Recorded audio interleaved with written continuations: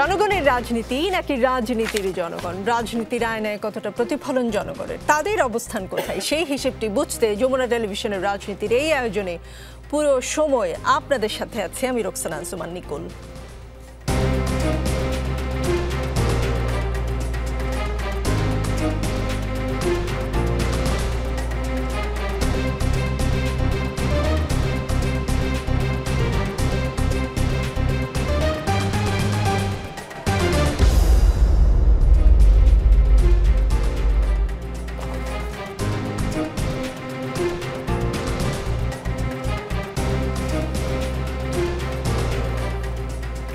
দর্শক, আমাদের আজকের রাজনীতিতে আমাদের সঙ্গে আছেন ইনকিলাব মঞ্চের মুখপাত্র শরীফ ওসমান হাদি, আমাদের সঙ্গে আছেন সাংবাদিক ও অ্যাক্টিভিস্ট সাইদ আব্দুল্লাহ, সাথে আছেন বাংলাদেশ শ্রমিক কল্যাণ ফেডারেশনের সাধারণ সম্পাদক অ্যাডভোকেট আতিউর রহমান, তিনি বাংলাদেশ ইসলামী ছাত্র শিবিরের সাবেক কেন্দ্রীয় সভাপতিও, সাথে আছেন বিএনপির মিডিয়া সেলের আহ্বায়ক অধ্যাপক ডাক্তার মওদুদ হোসেন আলমগীর পাভেল। অধ্যাপক ডাক্তার মওদুদ হোসেন জামায়াতে ইসলামীর নায়েবে আমির সৈয়দ আবদুল্লাহ মোহাম্মদ তাহের বলেছেন, বিএনপি যদি জানতো সব বিশ্ববিদ্যালয়ের ছাত্র সংসদের শিবির জিতবে তাহলে নির্বাচনে যেত না। গণভোটে ৮০% মানুষ হ্যাঁ ভোট দিবে, বিএনপি না ভোটে দিবে ২০%। গণভোটের খরচ বাঁচাতে বিএনপি অনেক কথা বলছেন, কিন্তু চাঁদাবাজির টাকায় ১০০০ গণভোট করা সম্ভব। এনসিপির অবশ্য কেউ কেউ বলছেন যে যুবদলের এক নেতার চাঁদাবাজির টাকাতেই গণভোট করা সম্ভব। তো আপনাদের ফান্ড থেকে কিছু টাকা দিয়ে গণভোটটা করে ফেললেই হয়, জামাতের এনসিপি যখন বলছে। হ্যাঁ, বলতে তো কথা আমরা এরকমভাবে বলতেই পারি, কারণ রাজনীতিতে সবচাইতে ভালো যে সুবাতাস এখন বলছে যে আমরা কথা বলতে পারছি। কথা বলার এই স্বাধীনতাকে আমরা কে কীভাবে ব্যবহার করব সেটি শুধুমাত্র যুক্তির জায়গায় থাকতে পারে, তবে এর সাথে সভ্যতা, শালীনতা সেটাকেও বোধহয় একই সাথে বিচার করতে হবে।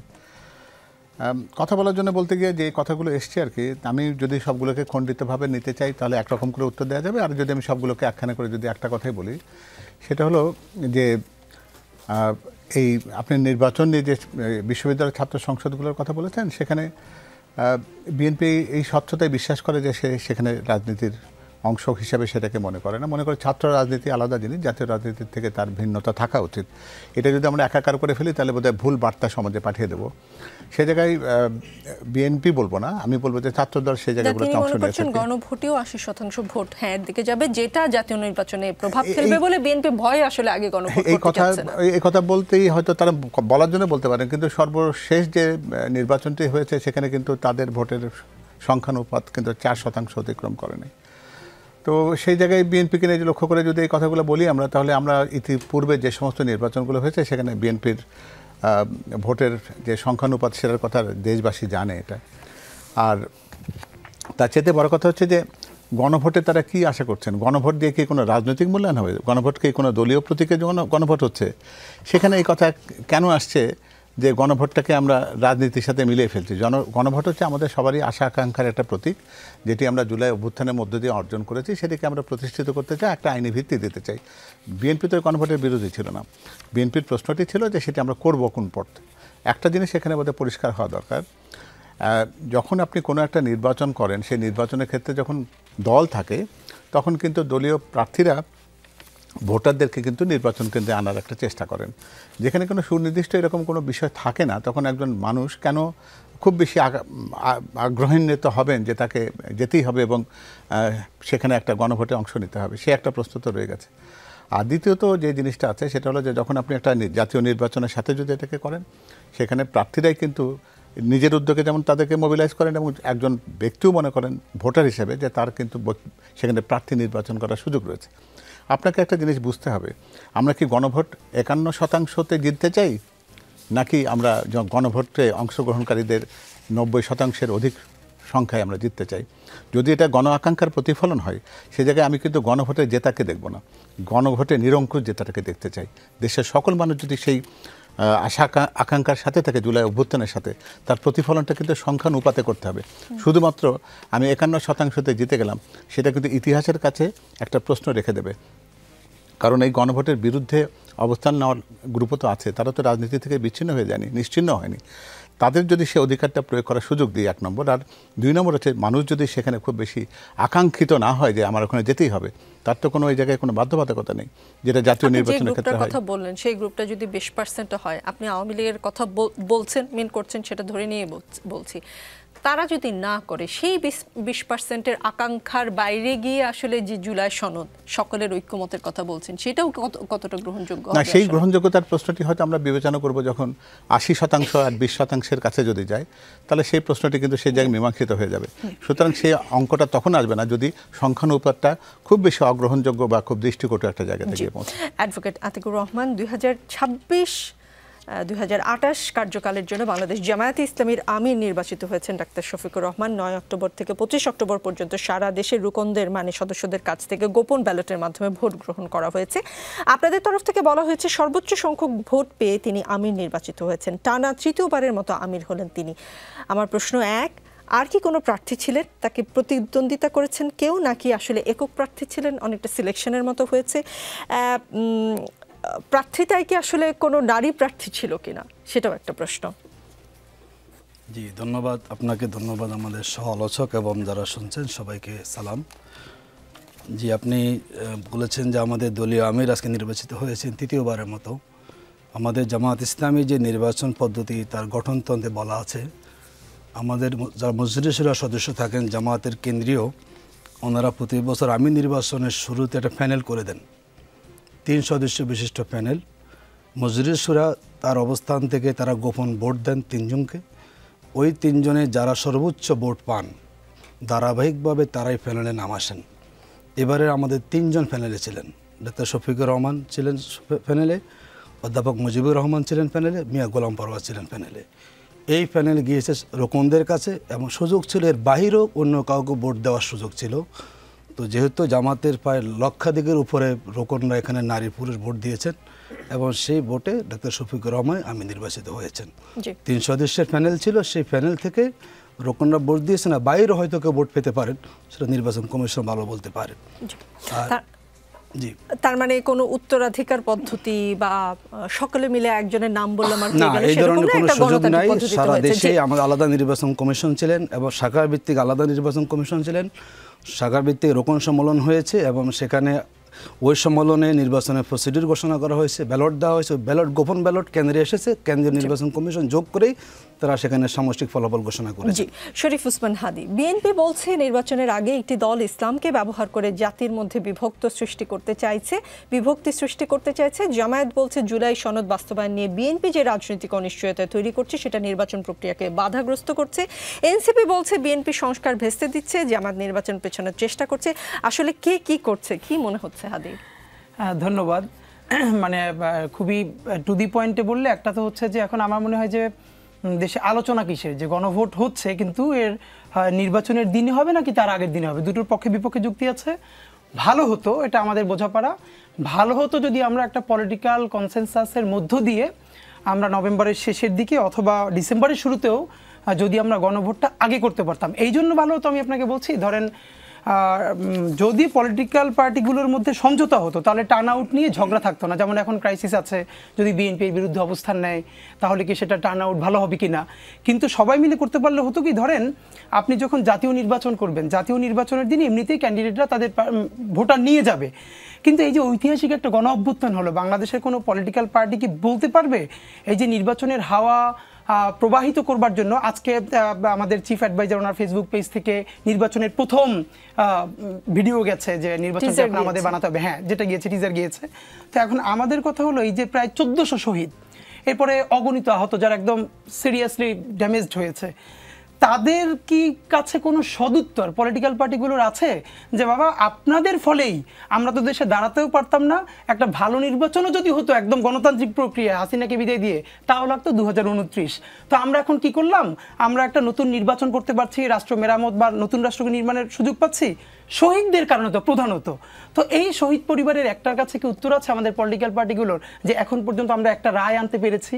আপনি এতগুলো হত্যা, এতগুলো মামলা হবে, এতগুলোর বিচার হবে, আমি বলছি না সব মামলার বিচার একসাথে করতে পারবো, এর মানে হলো আপনি যদি কিছু বিচার এবং সেটা হয়ে যেত, অথবা সেটা আপনি এখনই নভেম্বরে 2-1টা রায় হওয়ার সম্ভাবনা আছে। কিন্তু যদি আপনি গণভোটটা করতে পারতেন তাহলে হতো কি, এই যে গ্রুপটা শহীদ পরিবারের বাবা মা যাদের সাথে আমাদের প্রচুর কথা হয়, তারা অ্যাটলিস্ট বুঝতে পারতো যে এই গণভোটটা হচ্ছে তাদের ত্যাগের বিনিময়ে, মানে একটা সিগনিফিকেন্স তৈরি হতো জুলাই কেন্দ্রিক। যদিও এই যে সামনে নির্বাচনটা হবে এটা জুলাইয়ের সিগনিফিকেন্স, এটা জুলাইয়ের কারণেই হচ্ছে একটা জাতীয় নির্বাচন, নইলে হতে পারতো না। কিন্তু তারা অনার্ড ফিল করতো যে তাদের কারণে, তাদের আত্মত্যাগের কারণে একটা হচ্ছে, এবং যেটাকে বলছে আইনি বৈধতা দেয়া, মানে তারা অন্তত খুশি হতো। এখন আমাদের বিতর্কটা আসলে এখানে না, আমাদের আলাপটা যে এটা নভেম্বরে হলেও হতে পারে, জাতীয় নির্বাচনের সাথে হলেও হতে পারে, কিন্তু আমাদের একটা ভালো টার্ন আউট লাগবে, এটা হলো আমাদের জায়গা। আমি মনে করি বিএনপি, জামাত ইসলামী, এনসিপি এই যে গণভোট আগে হবে না পরে না হবে, এই যে আলাপটা, এটা তারা এখন এমন পয়েন্টে কেউ যায় নাই যেটা একটা সমঝোতা হওয়া সম্ভব না, এটা সুযোগ আছে। কিন্তু যেটা আমাদের প্রশ্ন সেটা হলো আপনি গণভোটটা নভেম্বরে করেন অথবা আপনি গণভোটটা নির্বাচনের দিনে করেন, গণভোটটা কিসের উপরে হচ্ছে, মানে নোট অফ ডিসেন্ট সহ নাকি নোট অফ ডিসেন্ট ছাড়া? বিএনপি তো মধ্যে রিয়াক্ট করেছে যে নোট অফ ডিসেন্ট গুলো থাকবে না। তো আমি বরং প্রশ্ন করতে চাই, পৃথিবীতে যতগুলো এইরকম সিগনিফিকেন্ট ইস্যুতে, মানে এইটা আমি কিন্তু শুধু বিএনপির নোট অফ ডিসেন্ট বলছি না, জামাতের নোট অফ ডিসেন্ট আছে, এনসিপিরও আছে। তো একদম মৌলিক সংস্কার যখন হয়, ফান্ডামেন্টাল কোন ইস্যুতে নোট অফ ডিসেন্ট সহ পৃথিবীতে কোথাও গণভোট হয়েছে, এর নজির আছে কিনা, এরকম কোনো চার্টার স্বাক্ষরিত হয়েছে, মানে আমি এই চার্টারের এটা মানি আবার এটা মানি না, এইরকম সহ কোনো চার্টার সাইন হয়েছে কিনা, এটা আমি আপনার কাছ থেকেও বা আমাদের প্যানেলিস্টদের কাছ থেকেও জানবার আগ্রহ প্রকাশ করি। সায়েদ আব্দুল্লাহ, গণভোটের সময় নিয়ে বিএনপি ও জামাত যখন পরস্পর বিরোধী অবস্থানে, তখন তাদের সমঝোতার খবর শুনতে পাওয়ার কথা বললেন জাতীয় নাগরিক পার্টির মুখ্য সমন্বয়ক নাসিরউদ্দিন পাটোয়ারি। তিনি বলছেন যে বিএনপি নোট অফ ডিসেন্টের জায়গা থেকে সরে আসবে আর জামাত হয়তো নির্বাচনের আগে গণভোটের দাবি থেকে সরে আসবে। এই ধরনের একটি ইনার টেবিলে বোঝাপড়ার খবর আমরা শুনতে পাচ্ছি। গণমাধ্যমে খবর প্রকাশিত হয়েছে যে সরকার চেষ্টা করছে বিএনপি যেন উচ্চকক্ষে পিআর মেনে নেয় আর জামায়াত যেন একই দিনে গণভোট ও জাতীয় নির্বাচন মেনে নেয়। সেদিকেই কি যাচ্ছে? সবার আগে আমি বলি যে নাসিরউদ্দিন পাটোয়ারি ব্যক্তিগতভাবে কে কি কমেন্ট করলো, আমার মনে হয় যে তার ব্যাখ্যা সে নিজেই দিতে পারবে, কারণ মাঝে মাঝে উনি এমন অনেক কথা বলেন, নিজেই কি বলেন নিজেই আসলে হদিস থাকে না। ওনার কথাবার্তা অনেকে যদি সিরিয়াসলি বিশ্বাস করেন তাইলে তো এমন হইতেই পারে যে বিএনপি 30 থেকে 40টা আসন পাবে আর এনসিপি তারা অলরেডি মেজরিটি আসন পেয়ে তারাই ক্ষমতা নিয়ে নিচ্ছে আর কি। তো তার কথার মন্তব্য আমি এর চেয়ে বেশি আর বিশ্লেষণ করতে গেলাম না। তো তার মন্তব্য তার জায়গাতেই থাক, যে পার্টিকুলার পয়েন্টে শুরু করেছিলেন গণভোটের যে হিসাব এবং মূল আক্ষেপের জায়গাটা আসলে মানুষের ভেতরে কোথায়। মূল আক্ষেপের জায়গাটা হইল যে দেশে একটা ডেমোক্রেটিক ট্রানজিশনের যে প্রসেসটা, সেই প্রসেসটা যাতে কণ্টাকীর্ণ না হয়ে পড়ে। এখন আমরা যদি এই জায়গায় একটু চিন্তা ভাবনা করি, দেখেন গণভোটের যে ইস্যুটা আসছে, একটু আগে হাদি ভাই বললেন এবং উনি অন্য প্যানেলিস্টদের কাছেও যেহেতু জানার আগ্রহ প্রকাশ করলেন, 84টা এজেন্ডার পর আমাদের এই জুলাই সনদ হচ্ছে, রাইট? প্রত্যেকের আর্গুমেন্টকে দেখবেন জাস্টিফাই করে এটা জনগণের চাওয়া। জনগণ গিয়ে বসে থেকে আলেরিয়া সাহেবদের বলে এসেছিলেন যে এই 84টা পয়েন্টই হইল এই জাতির একমাত্র আকাঙ্ক্ষার ব্যাপার। আরেকটা পয়েন্ট আমি বলি, এই জায়গাতে 84টা পয়েন্টে যখন গণভোটটা হবে দেখবেন এমন অনেক মানুষ থাকতে পারে না যে 30টা পয়েন্টে একমত, বাদবাকি পয়েন্টে একমত না। এমন হইতে পারে একজন 60টা পয়েন্টে একমত, বাদবাকি পয়েন্টে একমত না। দেশের যদি এই মুহূর্তে ভোটার থাকে 12 কোটি সামথিং, এই 12 কোটি মানুষের 12 কোটি ক্যাটাগরির মতামত থাকতে পারে। সো এই ব্যাপারটাকে আসলে অধিকাংশ জায়গাতেই গণভোটের যে এজেন্ডাগুলো হয় সেটা খুবই ফিক্সড, যে ইউকে এই ব্রেক্সিটের যে ব্যাপারটা এটাকে সমর্থন করছে নাকি বের হয়ে যাচ্ছে, দেখবেন যে একেবারে সুস্পষ্ট এজেন্ডা ভিত্তিক। কিন্তু এই জায়গাতে এমন অনেকগুলো পয়েন্ট আছে যে পয়েন্টগুলোতে মূলত প্রফেসর ডক্টর মোহাম্মদ ইউনূসী তার ইনিশিয়াল স্ট্যান্ডে যেটা উনি পাবলিকলি বলেছেন সেটার সাথে ওনার লাস্ট স্ট্যান্ডের ঐকমত্য কমিশনের কোনো মিল নাই। আমি উদাহরণ দিয়ে বুঝিয়ে দিচ্ছি। Professor doctor Mohammad Yunus publicly বলেছিলেন না যে ব্যাপারগুলোতে ঐকমত্য হবে ওই বিষয়গুলো নিয়েই সনদ দিয়ে যাবে। তার মানে পরবর্তীতে এসে যে ব্যাপারগুলোতে ঐক্যমত হচ্ছিল না তারপরেও এজেন্ডা যারা ঠিক করেছেন সিভিল সোসাইটির লোকজন সেগুলোকেও ইনক্লুড করা হচ্ছিল। এবং ওই জায়গাতেই তখন সলিউশন হিসেবে এসেছিল দেশের সার্বভৌম অধিকারটা আসলে কার এটা বুঝতে হবে, জুরিসপ্রুডেন্সিয়াল কোশ্চেন, সেটা হলো জনগণের, রাইট? বলা হচ্ছিল যে নোট অফ ডিসেন্ট যাদের যাদের থাকবে, ইউনূস সাহেব ওই পলিসি কিন্তু বহু আগেই বলে দিয়েছিল যে আমার এজেন্ডাগুলোতে কে মানবে আর কে মানবে না আমি সুস্পষ্টভাবে ওয়েবসাইটে দিয়ে দিব। একটু মনে করে দেখেন, রিভিজিট করলে এই বক্তব্যগুলো সবাই শুনতে পারবে। আসলে তো তাই হয়েছে, যে ব্যাপারগুলোতে ঐক্যমত আছে সেগুলো ওকে, যাদের নোট অফ ডিসেন্ট আছে সুস্পষ্টভাবে জনগণের সামনে তুলে ধরা হয়েছে। এখন দেশের সার্বভৌম ক্ষমতার উৎস আমি কি ঐক্যমত্য কমিশনকে মনে করব নাকি জনগণকে মনে করব, that is the real question. এখন জনগণ জেনে শুনে যে ঠিক আছে বিএনপির এই পয়েন্টে নোট অফ ডিসেন্ট আছে এবং সেটা ইস্তেহারে অন্তর্ভুক্ত করে দেওয়া হচ্ছে, আমাদের পজিশনেই তারপর জেনে শুনে জনগণ এনসিপি কে ভোট দিবে নাকি জামাতকে ভোট দিবে, বিএনপি কে ভোট দিবে, এই ডিসিশন আমরা জনগণের হাতে দিয়ে দিব না? নাকি ঐক্যমত্য কমিশনের কেউ কেউ যদি বলে ওঠে যে আমিই রাষ্ট্র, ওই চতুর্দশ লুইয়ের মতো, তাহলে কি আমরা ওইটাতেই আবদ্ধ হয়ে যাব কিনা?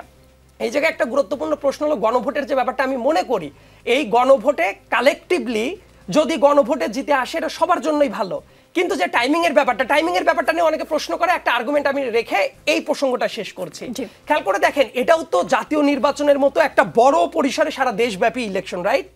এটাই যদি হয়, প্রফেসর ডক্টর মোহাম্মদ ইউনূস বহু আগ থেকেই বলে আসছিলেন ইলেকশনের পরিবেশ তৈরি করতে। মাসগুলোর কথা মনে আছে, জানুয়ারি থেকে জুন, এপ্রিল থেকে জুন, এবং তারপরে ডিসিশন যেটা যে না এপ্রিল থেকে জুনের আগে হইলে ঠিকমতো হচ্ছে না, তারপরে ঠেলে ঠুলে এটাকে ফেব্রুয়ারি পর্যন্ত আনা হলো। তার মানে তাদের লজিক অনুসারেই ফেব্রুয়ারির আগে কোনো ইলেকশন এর পরিবেশ তৈরি করার মতো পরিবেশ ছিল না। তাহলে কি এমন ঘটে গেল যে এখন তারা নভেম্বরে ইলেকশন চায়? ঠিক আছে, যদি এটাই মনে করতো তাহলে তো নভেম্বরেই ন্যাশনাল ইলেকশন। জি, পাটোয়ারি সাহেবের কথাকে যতই উড়িয়ে দেন না কেন, একটা সমঝোতা হলেও হতে পারে। তার এই কথাটা সত্যি আমরা এইটা না, বরং আমরা যেটা বলতে চাই যে গণভোট আর ন্যাশনাল ইলেকশন যদি একই দিনে হয় এবং নোট অফ ডিসেন্টের প্রশ্নগুলো যদি অ্যাজ ইট ইজ থাকে, যেটার পর ভিত্তি করে প্রফেসর ডক্টর মোহাম্মদ ইউনূস সনদটা সাইন করিয়েছিলেন, এই জায়গাটা থাকলে আমার মনে হয় না যে মেজর পার্টিকুলার কারো কোনো জায়গাটা থাকবে। ডাক্তার পাভেল, জি জি, আজ থেকে অন্তর্বর্তী সরকার জাতীয় নির্বাচন 2026-এর ক্যাম্পেইন শুরু করেছে এবং সেই উপলক্ষে একটি টিজারও প্রকাশিত হয়েছে। সরকার ফেব্রুয়ারিতে উৎসবমুখর পরিবেশে সবাইকে ভোট দিতে যেতে বলেছে সেই টিজার অনুযায়ী। এখন কি আর তবে নির্বাচন নিয়ে যে আশঙ্কার কথা, এই যেমন এই সরকার এটা সেটা করে আরো 5 বছর ক্ষমতায় থাকতে চায়, সেই আশঙ্কার অবসান ঘটলো, নাকি এইসব টিজারের পেছনেও কোনো পেছনের গল্প আছে? আমাদের বাংলাদেশ কিন্তু আসলে সবসময় স্পেকুলেশনের দেশ। আমরা গুজব পছন্দ করি এবং আমরা সব কিছুর মধ্যে অনিশ্চয়তা থাকুক এটাতে মনে অভ্যস্ত হয়ে উঠেছি। কারণ এদেশ যে কোনো কারণেই হোক, আমাদের স্বাধীনতার পর 50টি বছর অতিক্রান্ত হয়ে গেছে, তার বেশি, কিন্তু আমরা কিন্তু এই স্পেকুলেশনের জায়গা থেকে কিন্তু বেরিয়ে আসতে পারিনি। তো সেজন্য দিনের শেষ দিন পর্যন্ত হয়তো কেউ নিশ্চিতভাবে বলবেন না যে নির্বাচনটি পরদিন হচ্ছে কিনা। কারণ আমরাও তো এর আগেও দেখেছি যে নির্বাচনের ঘোষিত সময়ের আগে অন্য একটা সরকার এসে সব কিছুকে ওলটপালট করে দিয়ে গেছে। এক্ষেত্রে সবচেয়ে বড় শক্তির জায়গায় কিন্তু জনগণ। আমরা মনে করি যে জনগণ, বিশেষ করে বাংলাদেশ জাতীয়তাবাদী দলের বিশ্বাসটা এই জায়গাতে আছে যে একটা গণতান্ত্রিক প্রক্রিয়াতে নির্বাচিত সরকারের কাছে দেশটা পরিচালনার দায়িত্বটা যাওয়া উচিত, এবং সেটা যত দ্রুততার সাথে যায় ততই সব দিক দিয়ে মঙ্গল। অর্থনীতির জন্য মঙ্গল, আমাদের সামাজিক প্রেক্ষাপটের জন্য মঙ্গল, আইন শৃঙ্খলা পরিস্থিতির জন্য মঙ্গল, শিক্ষা, স্বাস্থ্য, সব দিক দিয়ে। এবং সেক্ষেত্রে অনিশ্চয়তাটা দূর করার সবচেয়ে বড় শক্তির জায়গাটা কিন্তু জনগণের আকাঙ্ক্ষা। সেই আকাঙ্ক্ষাটাকেই বিএনপি ধারণ করতে চায় এবং তারা মনে করে যে যত রকমই এরকম কালো মেঘের কথাগুলো বলি না কেন আমরা, সেগুলোকে অপসারণ করে একেবারে মুক্ত আকাশে, নীল আকাশে এই ফেব্রুয়ারির সেই বসন্ত আবহাওয়ায় একেবারে রোজার আগে একটা চমৎকার একটা নির্বাচনের আবহ সত্যিকার অর্থে বিরাজ করবে এবং সেটাকে বাস্তবায়ন করাটা নিশ্চয়ই কোনো দুরাশা হবে না। এটা আমাদের কাছে এই বিশ্বাসটি আছে। জি জি, অ্যাডভোকেট আতিকুর রহমান, সরকার একটি দলের সঙ্গে গোপন সমঝোতা করলে ন্যাক্কারজনকভাবে লেভেল প্লেইং ফিল্ড ভঙ্গ হতে পারে বলে মন্তব্য করেছেন জামাত ইসলামীর সেক্রেটারি জেনারেল মিয়া গোলাম পরওয়ার। তিনি অভিযোগ করেছেন যে গোপন সমঝোতা করে সরকার আরপিওর সর্বশেষ সংশোধনী বাতিল করে কোনো নিবন্ধিত দলের প্রার্থী জোটভুক্ত অন্য দলের প্রতীকে প্রতিদ্বন্দ্বিতা করতে পারবেন বলে আদেশ জারি করতে পারে, এবং সেটার ইঙ্গিত পাওয়া গিয়েছে আসলে, যে গণমাধ্যমে খবর হয়েছে বা প্রধান উপদেষ্টাও কিছুটা হয়তো ইঙ্গিত দিয়েছেন। আগামী জাতীয় নির্বাচনে বড় শক্তি হিসেবে বিএনপি ও জামাতের মধ্যকার সৃষ্ট বিরোধ সামাল দিতে সরকারের তরফ থেকে পর্দার আড়ালে সমঝোতার উদ্যোগ নেওয়া হয়েছে এমনটা শোনা যায়। শুধু গোপন সমঝোতা কি আসলে বিএনপির সাথেই করে, জামাতও থাকে না সাথে যখন সরকারের সাথে গোপন আলাপগুলো হয়? দেখুন, আমরা অনেক জায়গায় বলে আসছি যে আমাদের মাননীয় প্রধান উপদেষ্টা যখন লন্ডন গিয়েছেন, তিনি বাংলাদেশের সব দলের সাথে বৈঠক করে একটা মতামত, ইলেকশনের ব্যাপারে মতামত দিয়েছেন। তিনি লন্ডন যাওয়ার পর আবার তার এককভাবে একটা দলের তিনি ভারপ্রাপ্ত চেয়ারম্যানকে পাশে রেখে তিনি সেখানে ঘোষণা দিয়েছেন। আমাদের কাছে মনে হচ্ছে বাংলাদেশের বিচার সংস্কার প্রক্রিয়া সব কিছুই কিন্তু আন্ডারস্ট্যান্ডিং হয়েছে লন্ডন বৈঠকে, এটা জনগণ মনে করে। এবং প্রধান উপদেষ্টা তার যে সংস্কারের কমিটমেন্ট ছিল, আমরা খেয়াল করলাম যে ওই বৈঠকের পর থেকে কিন্তু নমনীয় হয়ে গেছেন, এবং বিএনপি যা ইচ্ছা পোষণ করে সেখানে সরকার কিছুটা কি নমনীয় হচ্ছেন। তার সর্বশেষ প্রমাণ হচ্ছে আরপিও সংশোধনটা। আমরা বলেছি যে সকল দল নিবন্ধিত, তারা রাজনৈতিক তার কাজ থাকার প্রয়োজন। আপনি নিবন্ধন নিয়েছেন, দলীয় প্রতীক ইলেকশন করবেন, কিন্তু সেই জায়গাতে আইন উপদেষ্টার সাথে বিএনপির নেতারা দেখা করেছেন এবং একক সিদ্ধান্তে আবার আরপিও সংশোধন হয়েছে। এটা বুঝেই যাচ্ছে আসলে এই সরকার মনে হচ্ছে তারা একটা কোনোরকম দায়সারা গোছে ইলেকশন দিয়ে বিএনপিকে ক্ষমতা হস্তান্তর করে তারা পার পাওয়ার চেষ্টা করছেন, কারণ বিএনপি বড় দল মনে করছেন এবং তারা মনে করেন যে তাদেরকে বিএনপি ব্যাকআপ দিবে। আমাদের কাছে মনে হচ্ছে বাংলাদেশের এখন জুলাই সনদের আইনি ভিত্তি সবাই চাচ্ছে, কে না চাচ্ছে। আমাদের সাইদ আব্দুল্লাহ বলেছেন আপনি অনাপত্তি নিয়ে কথা বলছেন, এই কথাটা কেন বলেন না যে আপত্তি দেওয়ার বিএনপি যুক্তিটা কি? মানে বিএনপি কি যেই আপনার প্রাতিষ্ঠানিক কাঠামোগুলোকে দলীয়করণ করে আওয়ামী লীগ 15 বছরে দুর্নীতি করেছে, বৈষম্য করেছে, ফ্যাসিবাদ কায়েম করেছে, সেই জায়গাগুলো যদি সংস্কারে বিএনপি আপত্তি দেয়, সেই জায়গায় আপনারা কেন কথা বলেন না? কেন বিএনপি দুদকের ব্যাপারে তারা আপত্তি কেন দিবে? তাকে দুর্নীতি লাইসেন্স চাচ্ছে। যেই কোটার বিরুদ্ধে আন্দোলন হয়েছে, পিএসসিকে যাতে করে দলীয় প্রভাবমুক্ত করা যায়, সেখানে নোট অফ ডিসেন্ট, তার মানে বিএনপি কী চাচ্ছে? তারা আবার তার দলীয়করণ করবে। বিচারপতি নিয়োগ নিয়ে অনেক সমস্যা আছে, তারা সেখানে আপত্তি দিয়েছে। মানে যেই জায়গাগুলোতে মৌলিক সংস্কার করা প্রয়োজন সেই জায়গাতে বিএনপি সংস্কার চাচ্ছে না, তারা নোট অফ ডিসেন্ট দিয়েছেন। এই জায়গায় আপনি কথা বলুন এবং বিএনপিকে ম্যানেজ করুন যে আপনি কেন রাষ্ট্রের সংস্কারের চেয়ে আপনি আপনার দলকে কেন প্রাধান্য দিচ্ছেন। আপনি এটা চাচ্ছেন দেশে আবার বিচারপতি নিয়োগে অনিয়ম হোক, দেশে আবার আরেকজন শেখ হাসিনা তৈরি হোক, যে দলীয় প্রধান যিনি হবেন তিনি প্রাইম মিনিস্টার হবেন, তার তোষামোদী হোক। কেন বিএনপি বলছে না আপার হাউস? কেন বিএনপি আপার হাউসে আবার একই সিস্টেম চাচ্ছেন? আমরা বলছি আপার হাউসটা হওয়া প্রয়োজন হচ্ছে আপনার জনগণ নিম্ন আপনার সংসদের ভোটের ভিত্তিতে। ওনারা চাচ্ছেন আগের মতো মহিলা আসনে, তার মানে হচ্ছে ওনারা এককভাবে আবার ক্ষমতায় এসে আবার এককভাবে দেশ পরিচালনা, যাতে করে অন্য কারো কোনো ব্যালেন্স সেখানে থাকে না। আমরা মনে করি এই 24-এর গণঅভ্যুত্থানের পরে যে ক্ষমতার ভারসাম্য যে পলিটিক্স আমরা চাচ্ছি, বিএনপি তার সাথে একমত নন। তারা আবার ক্ষমতা এসে সন্ত্রাস করবেন, কেন্দ্র দখল করবেন, ভোট কেন্দ্র দখল করবেন, তাদের পেশি শক্তি, তাদের টাকা আছে, নির্বাচনকে ম্যানিপুলেট করে আবার ক্ষমতা এসে একই কায়দায় তারা দেশ শাসনের চিন্তা করেছেন বলেই রাষ্ট্রের যেগুলো মৌলিক সংস্কার হওয়া প্রয়োজন সেই জায়গাতে নোট অফ ডিসেন্ট দিয়ে তারা আজকে গণভোটকে প্রশ্নবিদ্ধ করার চেষ্টা করছে। আমরা মনে করি গণভোটটা দেশের মানুষের একটা অভিপ্রায় আছে এবং এই সরকারের দায়বদ্ধতা আছে, শুধুমাত্র বললে হবে না। দেশের মানুষের যে কি অভিপ্রায় সেটা আসলে অ্যাডভোকেট আতিকুর রহমান রাজনীতিবিদরা বোঝে কিনা সেটা নিয়েও যথেষ্ট সন্দেহ আছে। শরীফ ওসমান হাদী, গতকাল রাতে রাষ্ট্রীয় অতিথি ভবন যমুনায় প্রধান উপদেষ্টা অধ্যাপক মোহাম্মদ ইউনূস কয়েকজন উপদেষ্টার সঙ্গে অনানুষ্ঠানিক একটা বৈঠকে বসেন এবং সেই বৈঠকের বিভিন্ন সূত্র থেকে যেটা জানা যায় যে জুলাই জাতীয় সনদ বা সংস্কার প্রস্তাব বাস্তবায়নের বিষয়ে দ্রুত সিদ্ধান্ত নেবে সরকার, আর যে সিদ্ধান্ত নেওয়া হবে এবার সে বিষয়ে সরকার অনড় থাকবে এবং আরপিওরও সম্ভবত খসড়ায় আবার একটা পরিবর্তন আসতে পারে বলে সিদ্ধান্ত হয়েছে। এবি পার্টির চেয়ারম্যান মুজিবুর রহমান মঞ্জু খুব ইন্টারেস্টিং একটা কথা বলেছেন। তিনি বলেছেন অন্তর্বর্তীকালীন সরকার তার কোনো প্রিন্সিপাল পজিশন নেই, বিএনপির চাপে উনি কতক্ষণ ছোটেন ডানে, জামায়াতের চাপে তিনি কিছুক্ষণ বায়ে ছোটেন, এনসিপির চাপে উনি মাঝে মাঝে উপরের দিকে ওঠার চেষ্টা করেন। সরকারকে উদ্দেশ্য করে ডেফিনেটলি বলেছেন। তো কয়েকটা দলের এই যে মন যুগে চলার চিন্তা নীতি, 3 দলের চাপে আসলে সরকার কতটা স্থির থাকতে পারছে? বলছে যে স্থির থাকবে, কিছু ডিসিশন এবার নেবে। আপনার কি মনে হয় শেষ পর্যন্ত স্থির থাকতে পারবে? আমরা যেটা বুঝবার চেষ্টা করছি যে জুলাই সনদের এইবারই শেষ ইস্যুতে যে মানে government took the upper hand, মানে বিএনপি বা অন্যান্য পলিটিক্যাল পার্টির উপরে তারা একটা আপার হ্যান্ড নেওয়ার চেষ্টা করেছে। এটা আগেও যদি এক সময় চেষ্টা করে না তা না, কিন্তু এটাকে স্থিতিশীল রাখতে পারে নাই।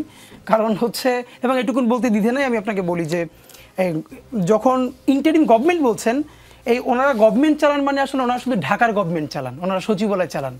লোকাল মানে এই সচিবালয় থেকে যে প্রত্যেকটা জেলা, আমি আপনাকে খুব ভালো করে বলতে পারি জেলা উপজেলা এই সরকারের নিয়ন্ত্রণ না 80%। ম্যাক্সিমাম ক্ষেত্রে যেখানে বিএনপি পাওয়ারফুল সেখানে বিএনপি যেভাবে চাচ্ছে ওখানকার ডিসিএসপি সেভাবে চালাচ্ছে, আর যেখানে জামাত পাওয়ারফুল সেখানে জামাত কিছু স্টেক পাচ্ছে।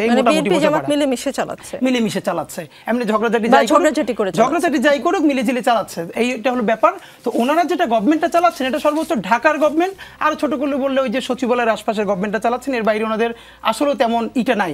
কারণ যে ডিসি আছেন উনি জানেন যে এই সরকার আছে 3 মাস বা 6 মাস, তো ডিসি থেকে উনি যদি সচিবালয় আরেকটু প্রমোশন নিয়ে আসতে চান, শেষ বয়সে একটু সিনিয়র সচিব হয়ে একটা বড় বাংলা নিয়ে বিদায় নিতে চান, তাহলে উনি জানে যে ক্ষমতা কে আসবে। আইদার উনি বিএনপির লবির সাথে যোগাযোগ রক্ষা করেন অথবা জামাতের লবির সাথে যোগাযোগ রক্ষা করবার চেষ্টা করবেন যাতে উনি পরবর্তী 5 বছর ভালো থাকেন। এই জন্য এখন এই সরকার অনেক কিছু বললেও ওনারা গায়ে মাখান না, এটা ওরা ঘটছে। আমি বরং একটা জায়গায় আপনি যেটা প্রশ্ন করছিলেন যে জনগণের পালসকে রাজনীতিবিদরা বোঝে কিনা, দেখেন আপনি এই প্রোগ্রামটা শুরু করার আগে অলওয়েজ আপনাদের একটা মোটো আছে, আপনি বলেন যে রাজনীতির জনগণ নাকি জনগণের রাজনীতি। মজার ব্যাপার হলো এখন যে পলিটিক্যাল পজিশন নিচ্ছে তারা কি বলছে যে এটা তো জনগণের অভিপ্রায়। তো এখন একটা কথা ধরেন, এটা আমি জাস্ট কুতর্ক করার জন্য না, বাংলাদেশে বিএনপি তো বড় দল এখন সব থেকে, এবং আগেও সব থেকে বড় পলিটিক্যাল পার্টি। তো বিএনপি নিজে যখন সরকার গঠন করেছে তখনও কি কোনো সময় বিএনপি 40%-এর উপরে ভোট পেয়েছে কিনা? না, পায় নাই। এর মানে আপনি খেয়াল করেন যে আমি 40%, এটা তো হচ্ছে আমাদের যে এখানকার পলিটিক্যাল সিস্টেম, এটার তো একটা গলদি, যে তাও কিন্তু 50+1 না আমাদের এখানে সিস্টেম। এর মানে আমি যতজন ভোট দিয়েছে তার মধ্যে বেশি, সেটা যদি 25% হয় তাহলেও হয়তো আমরা কি এই সিস্টেমটা আবার আনতে পারতাম না? অনেক দেশেই তো আছে যে আপনি যেখান থেকে এমপি হন কাস্টিং ভোটের মিনিমাম 51% না পারলে আবার দ্বিতীয়বার ভোট হবে, তাহলেও কি আপনি বলতে পারতেন যে ন্যূনতম আমার জনগণের 51% মানে বেশি আমাকে চাচ্ছে। তো আমি এমপি হলাম 30% ভোটে, আমি সরকার গঠন করলাম টোটাল ভোটে 35%-এ। এর মানে প্রায় দ্বিগুণ জনসংখ্যক যে আমার সাথে নাই, এটা তো আমরা অ্যাড্রেস করি না, আমরা বলি আমরা বেশি পেয়েছি, কিন্তু কত পাই নাই সেটা কিন্তু অ্যাড্রেস করি নাই। এটা এখন বিএনপি সামনে আছে বলে বলছে বিএনপিকে, আওয়ামী লীগ যখন করেছে, জামাত যদি একদিন ওরকম বড় পার্টি হয় জামাতের ক্ষেত্রেও এটা হবে। আমি বরং আপনাকে একটা কথা একটু বলি, যেহেতু সায়েদ আবদুল্লাহ বিএনপির ভাই যিনি আছেন, ওর যে বিএনপির কিছু ভুল পজিশনের কারণে এবার বিএনপি খুব বাজেভাবে পড়তে হয়েছে। সর্বশেষ উদাহরণ দেই, এই যে গণভোট আসার পরেই বিএনপির অ্যাক্টিভিস্টরা দেখবেন, আমি জানি না এটা সেন্ট্রালি ওনাদেরকে অর্ডার করা হয়েছে নাকি অতি উৎসে না ক্যাম্পেইন। আপনি জানেন জুলাইয়ের পরে মানে আবার জামাত আর এনসিপি হ্যাঁ ক্যাম্পেইন এখন হ্যাঁ ক্যাম্পেইনের এগেইনস্টে বিএনপি যখন না ক্যাম্পেইন করছে তখন পোট্রে করা যাচ্ছে কি যে এই জুলাই সনদে রাষ্ট্র গড়বার যে আকাঙ্ক্ষা তৈরি হয়েছে বিএনপি এটার বিপরীত অবস্থান নিয়েছে। আতিক ভাই যখন বলছেন বিএনপি দুদকের বিরুদ্ধে, দুদকের সংস্কার চায় না, পিএসসির সংস্কার চায় না, এমনকি অন্য ব্যাপারে সংস্কার চায় না, মজার ব্যাপার হলো বিএনপির কাউরে আমি ভালো করে এটারে ডিবাঙ্ক করতে দেখি নাই। এখানে পজিশনটা কি? পজিশন হলো পিএসসির গঠনের প্রক্রিয়া। একটা প্রস্তাব এসেছে যে সরকারি দল থেকে 2 জন, বিরোধী দল থেকে 2 জন। বিএনপি এখানে বলেছে যে না, সরকারি দল থেকে আরেকটু বেশি থাকা দরকার।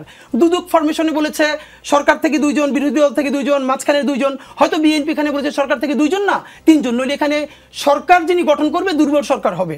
এখন বিএনপির মুশকিল হলো এই যে সে বলছে 2 জনের জায়গায় 3 জন চায় সরকার থেকে, এটাকে পোট্রে করা গেছে বাংলাদেশে বিএনপি দুদকের সংস্কারই চায় না, বিএনপি পিএসসি সংস্কারই চায় না। এখন এইটা সর্বশেষ প্রমাণটা কি হয়েছে? যখন জুলাই সনদে সরকার আপার হ্যান্ড নিয়েছে, বিএনপির উচিত ছিল সে সবচেয়ে বড় দল এবং তার সাথে তরুণদের ওই কানেকশনটা এখন পর্যন্ত কম, সুতরাং সে রেসপন্স করবে 2 দিন পর 3 দিন পর, সে সাথে সাথে এইটা না এবং পুরো দুনিয়াব্যাপী এস্টাবলিশড হলো বিএনপি কোনো সংস্কার চায় না। এবং দেখেন বিএনপি কিন্তু সেই না ক্যাম্পেইন থেকে সরে এসেছে। তো আপনি যদি না ক্যাম্পেইন থেকে সরে আসলেন, আপনারা প্রথমে না জলটা ঘোলা করার কি দরকার ছিল না। জি, রাজনীতিতে বিরতি বলে কিছু নেই, একটু পরে ফিরছি।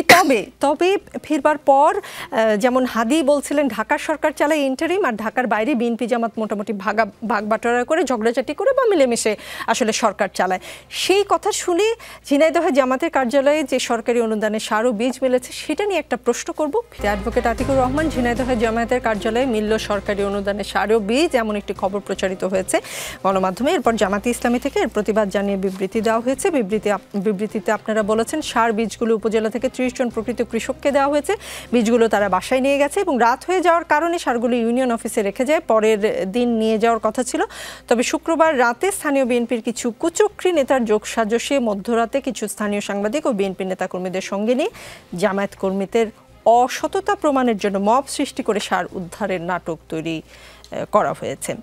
কিন্তু ঝিনাইদহ সদর উপজেলার কৃষি কর্মকর্তা জানান কৃষকের জন্য বরাদ্দ করা সার বা বীজ রাজনৈতিক কার্যালয়ে মজুদ রাখার কোনো নিয়ম নেই। কৃষকেরা গত বুধবার উপজেলা পরিষদ থেকে প্রণোদনা সার ও বীজ গ্রহণ করেছেন। তাহলে আসল ঘটনা আসলে কি? দেখুন, আমাদের বিবৃতি তা প্রমাণ করে সাধারণত বাংলাদেশে উপজেলা পরিষদ যে রিলিফগুলো তারা দিয়ে থাকেন, সার দিয়ে এগুলো তারা রাজনৈতিক দলের মাধ্যমে বিতরণ করে থাকেন। বাংলাদেশের বেশিরভাগ জায়গাতে এগুলো সুবিধাভোগী হচ্ছে বিএনপি। জামাত ইসলামী খুব কম জায়গায় কিন্তু তারা এগুলো নেওয়ার চেষ্টা করে। যেহেতু ঝিনাইদহতে আমাদের সংগঠনটা খুব ভালো সংগঠন, এই জন্য ঝিনাইদহ হয়তো তারা কিছু অংশ নেওয়ার সুযোগ পেয়েছেন। এগুলো তালিকা হয়েছে এবং তালিকার আলোকে তারা সেখানে নিয়েছেন। দেখুন, যেটা আসছে বিবৃতিতে মাত্র 7 প্যাকেট সরিষা মসুরি বীজ আর 4 বস্তা মাত্র সার, এটি তো অনেকের জন্য ছিল। তার মধ্যে হয়তো কিছু শ্রমিক তারা নিতে পারেন না, রাত হয়ে গেছে, অনেক দূরে এলাকা হওয়ার কারণে। আমার কাছে বিবৃতি স্পষ্ট হয়েছে যে জামাত এটি হয়তো তারা এনেছেন দলগতভাবে, এবং রাত হওয়ার কারণে সেখানে কৃষকরা জামাত অফিসে রেখে গিয়েছেন নিরাপত্তার কারণে। কারণ তারা জানেন জামাত অফিসে কখনো কারো সম্পদের আমানত খেয়ানত হয় না। এটি বিএমপি অফিসে হতে পারে, জানলো 30 জনের নামে 20 জনকে দিয়ে বাকি 10 জনকে হয়তো তারা নিজেরা লুকিয়ে ফেললো। কৃষকরা মনে করে না আমি নিতে পারিনি, আমি আগামীকাল নিব।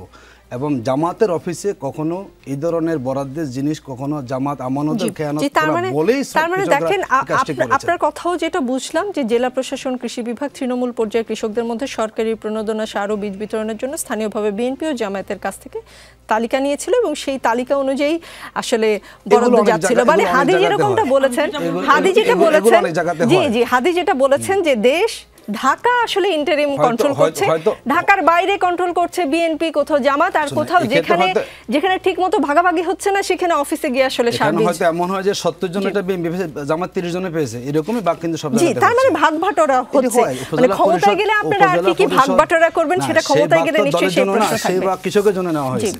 জি ডক্টর পাভেল, ব্যারিস্টার আন্দালিব রহমান পার্থ অভিযোগ করেছেন ভোলা সদরে তার দল বিজেপির কার্যালয়ে বিএনপির একটি গ্রুপ হামলা চালায়, তার নেতাকর্মীদের মারধর করে, পার্টি অফিস ভাঙচুর করেন।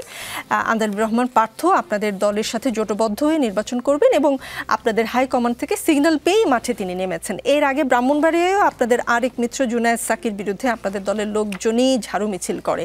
মিস্টার পার্থ বলেছেন এভাবে চলতে থাকলে জাতীয়তাবাদী শক্তির সম্মান দেশব্যাপী সাংঘাতিকভাবে ক্ষুণ্ণ হবে এবং সমগ্র দেশব্যাপী ভোটে এর প্রভাব পড়বে। নিজেদের দল সামলাতে পারে না বিএনপি, দেশ সামলাবে কি করে? এটা আপনি খণ্ডিত অর্থে এটা বলতেই পারেন যে এটা বলার জন্য, কিন্তু একটা বিষয় হলো কি, একটা বৃহত্তর একটা রাজনৈতিক দলে বাংলাদেশে যে রাজনৈতিক চর্চাটি রয়েছে এখানে সুনির্দিষ্টভাবে বিএনপি কিন্তু তার মনোনয়ন ঘোষণা করেন নাই। তো নিশ্চয়ই সেখান থেকে আমরা স্পেকুলেশন করতেই পারেন, আপনি ধারণা করতে পারেন যে কাউকে সংকেত দেওয়া হয়েছে কি হয়নি। আমার জানা মতে কাউকে সংকেত দেওয়ার প্রশ্ন নেই, কারণ এটা আনুষ্ঠানিকতা। আপনার নিশ্চয়ই ওই চিঠিটার কথা মনে আছে, 5ই আগস্টের পর তারেক রহমান বা বিএনপি থেকে একটা চিঠি দেওয়া হয়েছিল। আমি যতদূর জানি জুনায়েদ সাকির এলাকায় সেই চিঠি গিয়েছিল যে তাকে যেন ডিস্টার্ব না করে আপনাদের নেতাকর্মীরা। আপনি জুনায়েদ সাকির কথা বলছেন? জি, জুনায়েদ সাকির এলাকায় এরকম একটা চিঠি গিয়েছিল বিএনপির তরফ থেকে। এরকম জুনায়েদ সাকির আর কয়েকজনের কাছে। এটা হচ্ছে একটা রাজনীতির সংস্কৃতিতে আপনি কিন্তু এটাকে ইতিবাচক হিসেবে যদি দেখেন তাহলে বোধহয় বেশি ভালো হবে। বাংলাদেশের রাজনীতি তো এরকম করে কেউ করে না। তাদেরকে বলা হয়েছে যে তারা যদি তার রাজনৈতিক কর্মকাণ্ড করার জন্য সহায়তা করার কথা বলা হয়েছে, অন্য কোনো অর্থে নয়। আমার মনে হয় এখান থেকে আমরা পজিটিভ দেখার চেষ্টা করি, গ্লাসের অর্ধেকটা ভর্তি এটাই দেখি, সেটা করলে বোধহয় বেশি ভালো হবে। আর আমি জানি না এখানে ঠিক আপনার কিছু কিছু প্রাসঙ্গিকতার মধ্যে যেগুলো কথা আসে এগুলো উত্তর দেওয়ার বা সেখানে রিয়াক্ট করার প্রতিবিধান আপনার আছে কিনা, আমি করতে চাই না আসলে। আমি কিন্তু আমার কথা বলবার সময় কিন্তু আমার রাজনৈতিক দলের পক্ষের যে কথাগুলো আছে বা আমি যেগুলো দিয়ে আমি জনগণের কাছে যেতে পারি সেটা দিয়ে বলতে চাই। অন্যের ঠিক ছিদ্রান্বেষণ করা ঠিক আমাদের রাজনীতির লক্ষ্য নয়, সেটা আমি করতেও চাই না। এটা যারা করছেন তারা তাদের ধারণা থেকে করতে পারেন। উত্তর অনেকগুলো দেওয়া যায়, আমি খণ্ডিত হয়ে দু একটা কথা বলি, আমি প্রামাণিক কথা বলবো, এর পাল্টা কোনো কথা বলে এটাকে লম্বা করতে চাই না। এই প্রতীক নিয়ে যে কথাটি হয়েছে সেটা যারা এই প্রতীক নিয়ে আজকে কথা বলছেন তারা কিন্তু ধানের শীষ নিয়ে নির্বাচন করেছেন এবং সেখানে কিন্তু তাদের পরিচয় কিন্তু ঠিক সঠিকভাবে লিপিবদ্ধ না করে কিন্তু নির্বাচন কমিশনে সেই প্রতীকের বরাদ্দের সুবিধাটি তারা নিয়েছেন। রাজনীতিতে আমার মতাদর্শের সাথে আরেকটা রাজনৈতিক মতাদর্শের মিল নাও হতে পারে, সেই কথাটি আমি আপত্তি দিয়ে বলতে পারবো না, তাহলে তো সব রাজনৈতিক দলটা একটাই হতো, প্রশ্ন তো সেটা থাকতো না।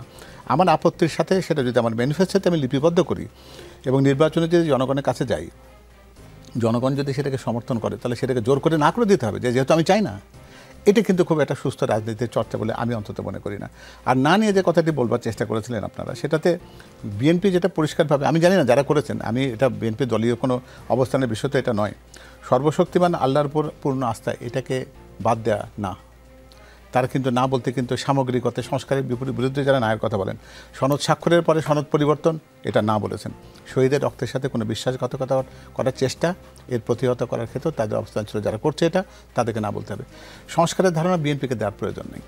বাংলাদেশে যতগুলো মেজর সংস্কার সেটা বিএনপি করেছে। একদলীয় শাসনকে বিএনপি গণতন্ত্রায়ন করেছে, সংবাদপত্রের স্বাধীনতাকে ফেরত দিয়েছে, প্রেসিডেন্সিয়াল ফর্মের গভর্নমেন্ট পদ্ধতি যেটা বিএনপিকে সবচেয়ে বেশি সুবিধা দিতে পারত। দেশনেত্রী বেগম খালেদা জিয়ার চাইতে এই মুহূর্তেও বলবো যে বাংলাদেশের জনপ্রিয়তার শীর্ষে অন্য কেউ নেই। সেখানে একজন জিতলে রাষ্ট্র পরিচালনা যেখানে দায়িত্ব পাওয়ার সহজ সুযোগ ছিল, সেখানে বিএনপি কিন্তু 151 জনের ঝুঁকিটা নিয়েছে যে তাদেরকে নির্বাচিত হলে বিএনপি রাষ্ট্র পরিচালনার দায়িত্ব পাবে। সুতরাং সংস্কারের কথা বলবার আগেই বলি, যখন সংস্কারের কথা কেউ বলবার সাহসই করেনি, যখন ওই স্বৈরাচারের কালো নাগিনীর বিশ্ব বাষ্পে পুরো বাংলাদেশ যখন পুরোপুরিভাবে বিষকাতর হয়ে পড়েছিল, তখন কিন্তু বিএনপির ভারপ্রাপ্ত চেয়ারম্যান জনাব তারেক রহমান 31 দফা রাষ্ট্র কাঠামো মেরামতের সংস্কার প্রস্তাব তিনি দিয়েছেন। তো ফলে সংস্কার নিয়ে অন্য কারো কাছ থেকে কিন্তু শিক্ষা নেওয়ার প্রয়োজন বোধহয় বিএনপির নেই।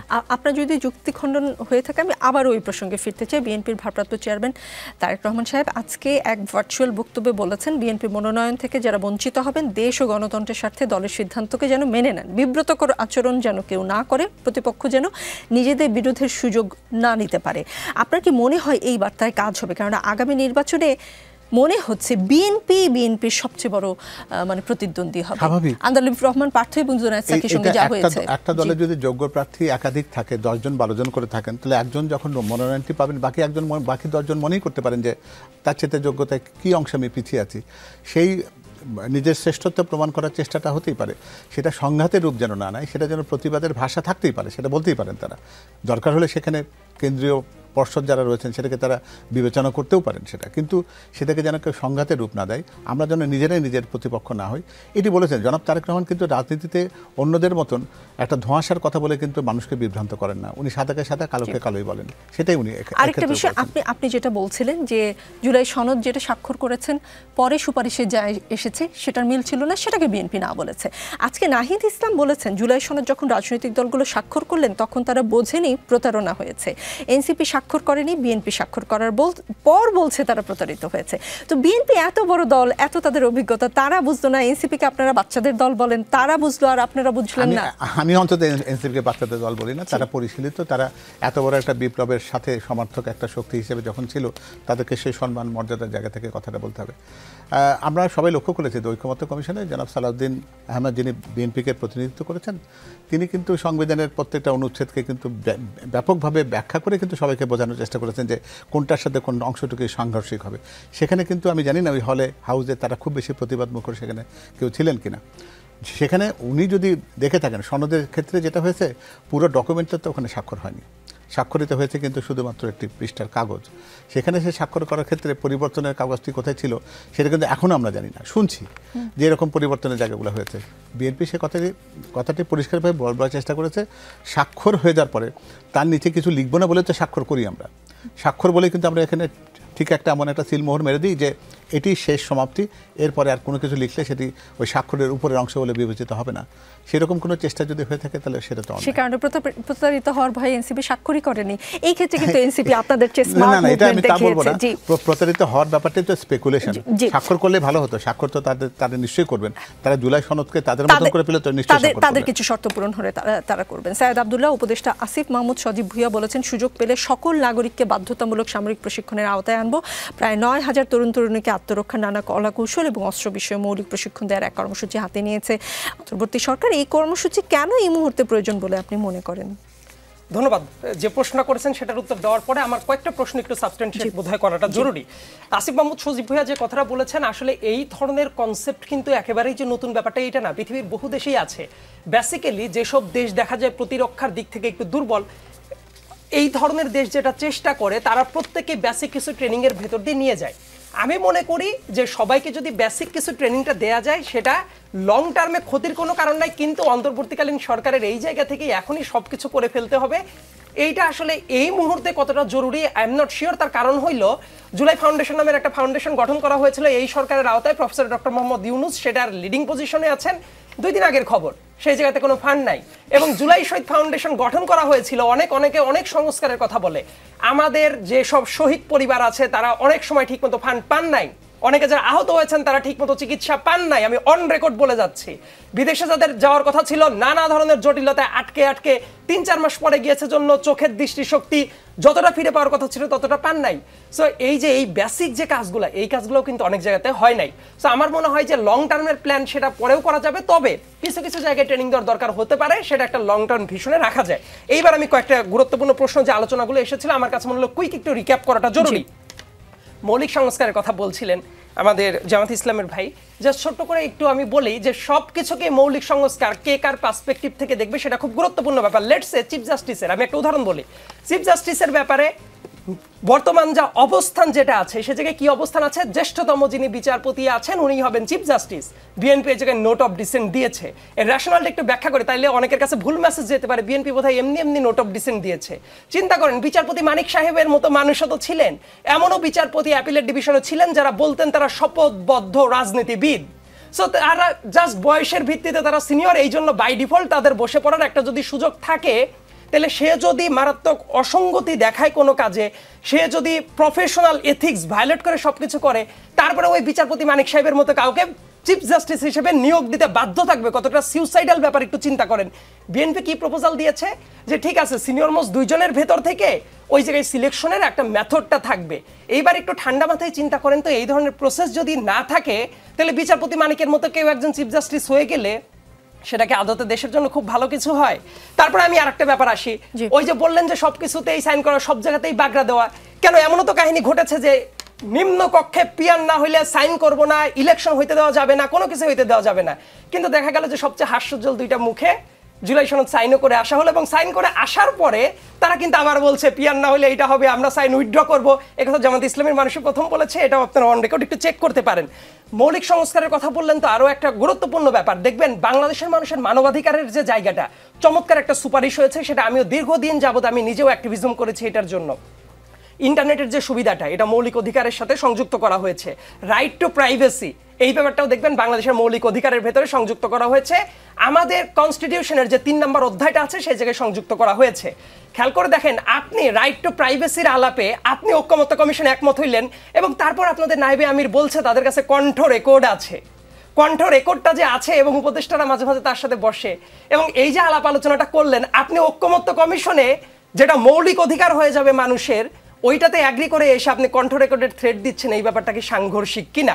আরও দুইটা ব্যাপার আমি বলি। বাংলাদেশের বর্তমান রাজনীতি যদি চিন্তা করে যে অ্যাজ পার কনস্টিটিউশন যেটা 15 অ্যামেন্ডমেন্ট যেটা ছিল, ওইটা কিন্তু অলরেডি আংশিকভাবে বেশ কিছু আর্টিকেল বাতিল করা হয়ে গেছে। কারণ আমি ওই যে মামলাটা ছিল, ওই মামলার আমিও কিন্তু ইন্টারভেনর ছিলাম, ডিসেম্বর মাসে যেটা রায় হয়। এটা আরও কিছু ফর্মালিটিস বাকি আছে, কিন্তু গণভোটের সিস্টেমটা আবার ব্যাক চলে এসেছে। অর্থাৎ ওই যে বললেন না যে বিএনপি ইচ্ছা করলে সব কিছু করে ফেলতে পারে কিনা, নো, পারে না। তার কারণ হলো মৌলিক কিছু বিষয় আছে, যে বিষয়গুলোতে বিএনপি যদি 2/3 মেজরিটিও পায়, ইয়েট ওই ব্যাপারগুলো সংশোধন করতে হইলে গণভোটেই দিতে হবে, অর্থাৎ মানুষের কাছে যাইতে হবে। উদাহরণটা দিচ্ছে ক্লিয়ার হওয়ার জন্য, লেটসে বিএনপি ক্ষমতা এসে বললো তত্ত্বাবধায়ক সরকার ব্যবস্থা আমরা আর চাই না। বিএনপি 2/3 মেজরিটি দূরে থাক, 100% যদি বিএনপি পার্লামেন্টে থাকে, ইয়েট এই ব্যাপারটা গণভোটেই দিতে হবে। অর্থাৎ অনেকগুলো সংকট যেটা আমরা স্পেকুলেট করি, সেই ব্যাপারের কিন্তু বেশ কিছু জায়গায় সমাধান অলরেডি চলে এসেছে। আর ছোট্ট আরেকটা ব্যাপার, ইয়েস নো ভোটের ব্যাপারে হাদি ভাই যেটা বলছিলেন যে এই ব্যাপারে বিএনপির অ্যাক্টিভিস্টরা কেউ যে নার ক্যাম্পেইনটা কেন করলেন, তার কারণ হইল ভাই আপনি সাইন করানোর টাইমে নোট অফ ডিসেন্ট রেখে সাইন করিয়েছেন, 270 দিনের মতো অটো পাসের বিধান আপনি যুক্ত করলেন। এই বিধানটা হাদি ভাই একটা বাংলাদেশের জন্য আমিও যেমন ভালো চাই, আপনিও ভালো চান। একটা পর্যায়ে এমন না এমন সময় আসতে পারে যে টাইমে কেউ একজন মনে করতে পারে ঠিক আছে আমি এটা করে অটো পাসের বিধানটা রেখে দিব, ওইটা বাংলাদেশের জন্য ক্ষতির কারণ হইতে পারে না। এই সাপেক্ষ যদি তুলে নেওয়া যায়, বিএনপি কি বলছে যে আমরা জুলাই সনদে সাইন করবো না, তারা তো সাইন করেছে এবং এটা সবার জন্যই জরুরি, কিন্তু ওই প্রক্রিয়াগুলো যুক্ত করে দিলে অনেক ক্ষেত্রে সুইসাইডাল হইতে পারে। এই জন্য ভিশনারি হওয়াটা দোষের কিছু না। আর ছোট্ট একটা কথা, কথা শেষ হচ্ছে না, গণপ্রতিনিধিত্ব আদেশের যে ব্যাপারটা আসলো, বাংলাদেশের রাজনীতিতে মুক্তিযুদ্ধের অনেক আগে থেকে 1954 সালের যদি যুক্তফ্রন্টের ইলেকশনের কথা খেয়াল করে দেখেন, দেখবেন নৌকা প্রতীক নিয়ে 4টা দল ইলেকশন করেছে। এতদিন পর্যন্ত এই ব্যাপারটা ছিল অপশনাল। লেটসে কেউ যদি জোট করে, তারা নিজস্ব প্রতীকেও ইলেকশন করতে পারে, আবার একটা কমন প্রতীকেও চলে যেতে পারে। ওইটাই চেঞ্জ করা হচ্ছিল, কিন্তু ব্যাপারটা যদি অপশনালি থাকে সেই জায়গায় তো কোনো প্রবলেম নেই। এটা অপশনাল চাওয়ার ব্যাপারটাতে ব্যাক করা হচ্ছে। শরীফ ওসমান হাদি বৈষম্য বিরোধী ছাত্র আন্দোলনের সব কমিটি স্থগিতাদেশ প্রত্যাহার করে কার্যক্রম পুনরায় সচলের সিদ্ধান্ত দিয়ে এক প্রেস বিজ্ঞপ্তি দেওয়া হয়েছে। সভাপতি রিফাত রশিদের স্বাক্ষর আছে। এতে স্থগিতের আগে সারা দেশে বৈষম্য বিরোধী ছাত্র আন্দোলনের বিভিন্ন কমিটির বিরুদ্ধে যেসব অভিযোগ আসছিল সেগুলো এবার কমবে, বাড়বে, কিংবা একই রকম থাকবে, কি মনে হয়? না, এটা আসলে খুব বেশি কিছু হবে না। সহজ কথা হলো যে ঠিক যেই অ্যালিগেশনের কারণে তখন কমিটিগুলোকে সাসপেন্ড করা হলো, এমন কোনো নতুন মেকানিজম তো নাই যে সেই মেকানিজম দিয়ে আপনি এবার ওই অ্যালিগেশনগুলো আর বৈষম্য বিরোধী ছাত্র আন্দোলনের ব্যাপারে আসবে না। দ্বিতীয়ত হলো বৈষম্য বিরোধী ছাত্র আন্দোলনের সব থেকে যখন ক্রেজ ছিল, ওইটাকে জাতিগতভাবে ব্যবহার করা যায় নাই। সেটা যদি অনেস্টি মেনটেন করে সব থেকে বড় প্রেশার গ্রুপ থেকে, তাহলে আজকে বিএনপি বলি, জামাত ইসলামী বলি, তারা আরও বেটার বিএনপি হইতে পারতো, আরও বেটার জামাত ইসলামী হইতে পারতো। কিন্তু সেটা না হয়ে যখন এলাকার মিষ্টির দোকানে গিয়ে আমার এলাকায় বলে যে আমার উপজেলায় কোনো আন্দোলনই হয় নাই, সেইখানে আন্দোলনের পরে গিয়ে একজনে বলতেছে যে মিষ্টির দোকান আমার গিয়ে ফোন করে বললো যে 10,000 টাকা মিষ্টি খাওয়ার জন্য চাইতেছে, কি সেইখানে আন্দোলন করছে। আমি বললাম ওরে বাইদের রেখা বলেন যে এই দোকানে সব মিষ্টি তোর খাইয়ে যাওয়া লাগবে, তুই টাকা পাবি না, মিষ্টি যেহেতু খাইতে চাইছো। তো এইটা হলো ব্যাপার। আমি যেটা মনে করি ওই ক্রেজটা আর ফিরবে না, কারণ বৈষম্য বিরোধী অনেক আন্দোলন তো এখন এনসিপি করছে, সেখান থেকে বাক্সার, সেখান থেকে ছাত্র শক্তি, এই বিভাজনের ফলে এখন ছাত্রদলে গেছে, ছাত্র শিবিরে গেছে, ওই প্ল্যাটফর্মটা এরকম ফাংশন করবে না, হয়তো নামই থাকবে, কিন্তু আমার মনে হয় অত ভালো ফাংশন করবে না। আমি বরং ছোট করে আপনার কাছে একটা জিনিস বলতে চাই যে আসিফ মাহমুদ সজীব ভুঁইয়ের যেটা আপনি বলছিলেন সামরিক প্রশিক্ষণ, দেখেন আমি সম্প্রতি যে চীনের আমন্ত্রণে তাদের অনেকগুলো ইউনিভার্সিটিতে গিয়েছিলাম, দেখার সুযোগ হয়েছে। এটা তো পৃথিবীর অনেক জায়গায় ইন্টারের পরে ভার্সিটিতে ভর্তি হওয়ার পরেই তাকে প্রথম 2 সপ্তাহ ট্রেনিং নিতে হয়। আমি বরং আপনার মাধ্যমে বলতে চাই, চীনে প্রত্যেকটা ইউনিভার্সিটির প্রতি সেমিস্টারে একজন স্টুডেন্টকে মিনিমাম 120 কিলোমিটার দৌড়াতে হয়। সেই দৌড়ালে সে পরের সেমিস্টারে যেতে পারে, তাকে অ্যাপ দেওয়া আছে মোবাইলে যে সে দৌড়ালো কিনা রেকর্ড আছে।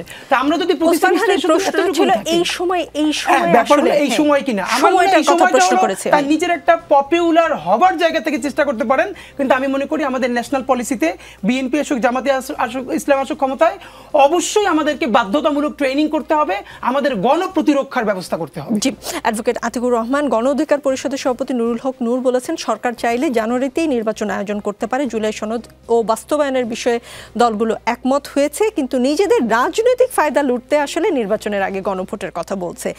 রাজনৈতিক ফায়দা ও মানুষকে বিভ্রান্ত করার জন্য, নিজেদের ধান্দাবাজির জন্য গণভোটের দাবি জানানো হচ্ছে। পর্দার আড়ালে আলোচনা আমরা জানি, অনেকে বিরোধী দল হওয়ার জন্য দেন দরবার করছে, অনেকে 10টা না 15টা সিট তার বার্নিং করার জন্য গণভোটকে টুলস হিসেবে সামনে আনছে। আতিকুর রহমান সাহেব, আসলেই কি মানে গণভোটের দাবিটা কোনো দর কষাকষির অংশ? আপনারা শেষ পর্যন্ত আসলে ওই যে আন্ডার দ্য টেবিল মিলেই যাবেন? দেখুন, রাজনীতিবিদরা অনেক কথাই বলেন। আমাদের নুরুল হক নূর ভাই তিনি এই পর্যন্ত অনেক কথা বলেছেন। তিনি আমার সাথে একটা শোতে বলেছেন 2 দিন আগে রাতের বেলায় 71 টিভির শোতে যে গণভোটটা আগে হওয়া জরুরি। পরের দিন থেকে বলেছেন যে না, গণভোট একই দিনে হতে হবে। তো একই ব্যক্তি যখন তার বিভিন্ন সময় বিভিন্ন কথা বলেন, তখন তার কথাগুলো খুব বেশি গুরুত্ব দিয়ে আমাদের দেখার কোনো প্রয়োজন নেই। তিনিও একটা স্বার্থ করতেছেন, তিনি চেষ্টা করছেন যে কোন দিকে যাবেন, তার এমপি হওয়া লাগবে কি জামাতের দিকে না বিএনপির দিকে। একবার গিয়েছেন তার এলাকাতে, তিনি সেখানে বিতাড়িত হয়েছেন বিএনপি স্থানীয় প্রার্থীদের, আবার জামাতের দিকে ঝুঁকছেন। তিনি আসলে এখন ক্যালকুলেশন করছেন কোন দিকে তিনি যাবেন, যেই দিকে যোগ দেবেন সেদিকে তিনি যাবেন। তার কথা খুব গুরুত্ব দিয়ে আমরা দেখছি না। আমি আরেকটা কথা বলি, আমাদের সাইদ আব্দুল বলেছেন বিচারপতি মানিকের কথা। দেখুন, এটা একটা ব্যতিক্রম। বিচারপতি মানিক বাংলাদেশের বিচার অঙ্গনের কলঙ্ক, সে কখনো এক্সাম্পল হতে পারে না। কারণ আমরা এই জন্য বলেছি যদি আপনি 3 জনকে রাখেন এখানে, তখন আনুগত্য যে কে সরকারকে বেশি একটু তোষামোদি করে তাকে তিনি করবেন, এটি কিন্তু আমাদের খেয়াল করতে। বাংলাদেশের সঙ্গে তোষামোদির আমাদের আছে, সব অঙ্গনে সেখানে আছে। এই জন্য আপনি একজন যখন দেবেন, এটাই যুক্তি যে তিনি সামনে অগ্রসর হবেন, তখন তার তোষামোদি প্রয়োজন হবে না। যখনই আপনি এটাকে 3 জন দিবেন, তখন কে সরকারের বেশি আনুকূল্য পাওয়ার চেষ্টা করবেন, চেষ্টা করা। এটা আমার এটি জায়গাটাতে আমাদের এটি থাকা প্রয়োজন। আর যেটি বলেছেন যে মানিক, এই মানিকের উদাহরণ বাংলাদেশ আর হবে না। মানিক একজনই, এবং সেই মানিক পলাতক মানিক সাহেব, তিনি গিয়েছেন ওই যে তিনি পলায়নকোট থেকে গণপিটি নিয়ে খেয়েছেন। আমরা এক্ষেত্রে বলি, যেটি বলেছেন যে নিম্নকক্ষে ফিয়ার, আমরা এখন দাবি থেকে সরে আসেনি।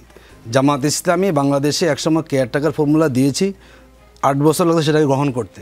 আমরা ফিয়ার দাবি তুলেছি, টোটাল বাস্তব বোঝা যাবে জামাতের এই প্রস্তাবটা কতটুকু যৌক্তিক।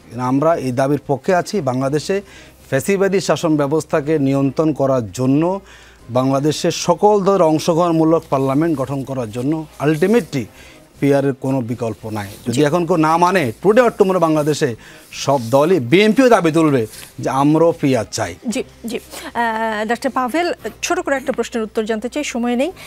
গত বৃহস্পতিবার মানে 30শে অক্টোবর সাবেক শিক্ষা প্রতিমন্ত্রী ও বিএনপি নেতা ডক্টর আনম ও এহসানুল হক মিলনকে ঢাকার হযরত শাহজালাল আন্তর্জাতিক বিমানবন্দর থেকে ফিরিয়ে দেওয়া হয়েছে। পরের দিন শুক্রবার দুপুরে জাতীয় প্রেস ক্লাবে জরুরি এক সংবাদ সম্মেলনে তিনি বলেছেন, বিদেশ যাত্রায় নিষেধাজ্ঞার কারণ জানতে চেয়ে সদুত্তর পাইনি। দলের পক্ষ থেকে সরকার বা সংশ্লিষ্ট কর্তৃপক্ষের কাছ থেকে আমরা ঠিক কোনো জবাব এখনো পর্যন্ত পাইনি।